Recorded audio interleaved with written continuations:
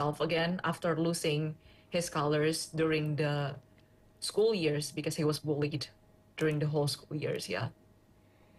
Wow, very inspiring. Finding the colors, that's Mm. really difficult, and it's all about the neighborhood people around you. Yeah. And but how come it ended up being included in the curriculum of schools or any other institutions? Yeah. So after the class, I remember that my book was chosen to be one of the class representative after the end of the year. So we had to present our book and sort of go through the process of us making the the project. And I remember my professor approached me and asked if I'm open to having the book developed as a curriculum and having it featured as an official resource for educators in Harvard's official website. It's called Harvard Reach. So it's filled with resources for educators around the world, not only in the US, but mostly for educators in the US. And they can use it for free. They can read it for free. They can use it to at school. And of course, I was very happy to hear that. And we worked on it for around a year, I think. Yeah, we worked on it for around a year. It was me, my professor, and another person who was a curriculum developer. So we talk about a lot about that book and how we can turn it into a curriculum. And it's now um, made into a curriculum for K to three. Yeah, for kindergarten to third graders. And it's focused on helping children to learn about emotions and their feelings as well as bullying, but in a more like subtle way because it's for younger children. And I heard from my professor that the resources have been sent to a lot of schools around the U.S. because of my professor's like teacher network, and I heard that it's being used in quite a lot of schools, a lot of preschool as well, in the U.S. and also in Indonesia. Actually, I have received messages from some teachers and also some university students who are using it for their project, education project. Wow, okay. And how's their feedback, both teachers and students? So far, I've received very positive feedback, and it made me really happy to hear that because they feel like it's a very easy way to communicate about bullying without even using the word bullying itself. Ah, okay. So, just sort of see how it impacts the person. And approaching children also, it's Yeah. another thing, right? Hmm. Okay. And what's the first word then crossing to your mind when it's included in the USA's curriculum? Ooh. Mm, unbelievable, maybe. I Indeed. still couldn't believe it until now actually that it's being used in a lot of schools. I'm very honored that it's being used, and but sometimes I still don't believe that it's yeah. But it's available for public as well? Yeah, it's Ah. available for public. Everyone can download the book. Everyone can read the book and Uh-huh. also download the curriculum if they want to apply it to their teaching. It's available in Harvard Reach website, REACH.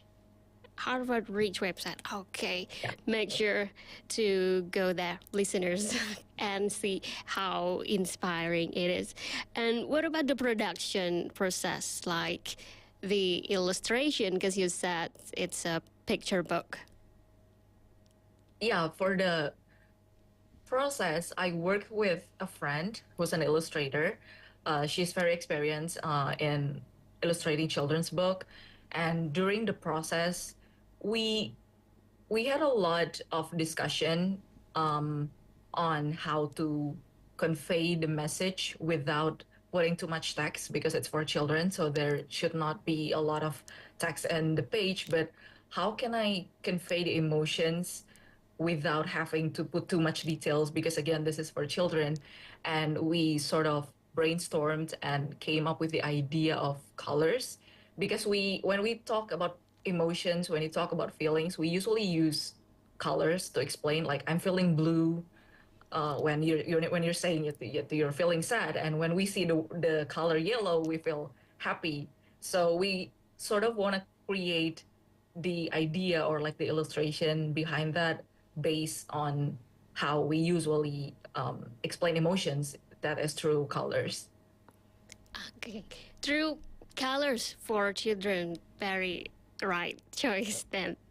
And talking about education, especially here in Indonesia, as we know that under the new administration of President Prabowo and Vice President Gibran Raka Buming Raka, we now have like divided ministries, not only Ministry of Education and Culture. Now we have Ministry of Culture, Ministry of Science and Technology. So, what do you think about Indonesians' education, and what ideas that would you like to do to deliver to develop Indonesian education more?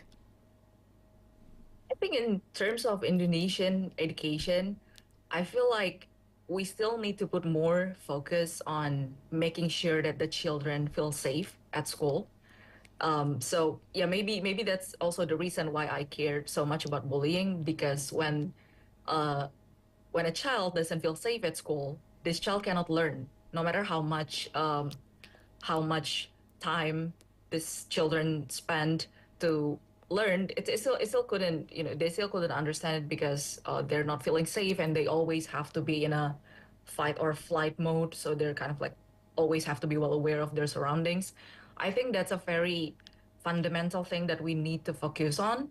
And I think that's also the responsibility of all of us, as as a community where these children grow up in. So as a community, we also need to help these children to realize that they deserve to feel safe, especially in places where they're going to be learning. And a lot of bullying cases are still, a lot of bullying are still happening now, because a lot of us still normalize bullying, because we feel like, oh yeah, that's not bullying, that's just, building your mentality, or maybe helping you to be tougher in the future, because a lot of the community are still thinking that way. Then I don't think we can achieve a safe learning space for children if we don't change our mindset. So it's up to all of us, actually. Okay, so many things to consider to realize, yeah, not only in academic way, but Yeah. like you said, in terms of how we provide safe space. Mhm. A very big task for the government and Yeah. all of us. But what about the next project that you're thinking of to do? For my next project, the closest one that I have, I'm going to be releasing another book about bullying um, in the next month, hopefully. And it's targeted more into, because like my previous book is for children, and this upcoming book is targeted for teenagers and young adults. So it's sort of like to build awareness around us about bullying that's happening, giving like facts and also stories and perspectives from the point of views of the victims and also the bullies.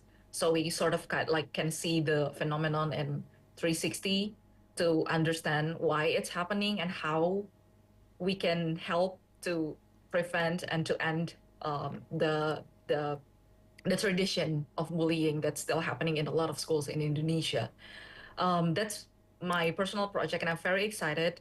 I hope it can go smoothly and will be released around next month. Looking forward to it. Thank And you. what would you like to say to our listeners and viewers about education, both education in Indonesia and the world? I think in terms of education, we need to see education as a responsibility not only for the children who are learning, but also for all of us, because a lot of children are learning also outside of school. So it's not just about what's in the curriculum, it's also about what the children are learning from their parents, from their surroundings, from the people around them, from the media, from the influencers, from what they see on the internet. And I think we all have the responsibility to create a safe and a world where the children can learn, can explore without the feeling of being judged and the feeling of, um, of superiority. Okay, Waita Tiri, thank you so much for sharing your insights about education, because it's not merely learning books in class, listening to the Yeah, teachers. Beyond that, so much more than that. Hope you can yeah. always bring vibrant colors to the education field in Indonesia and the world. Thank you so Thank you so much. much. Looking Thank, forward for the project. thank you. Thank you.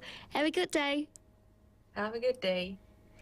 Well, listener, that's today's VOI talk from writing to blessing with Waita Tiri, Indonesian writer and head of marketing Smart Tech Indonesia, the graduate of master degree from Harvard University, whose book The Missing Colors is included in the curriculum of schools in the United States of America. Stay tuned for more insightful, inspiring talks on VOI Talks from Voice of Indonesia, from Indonesia to the world. Voice of Indonesia. RRI Digital with New Look.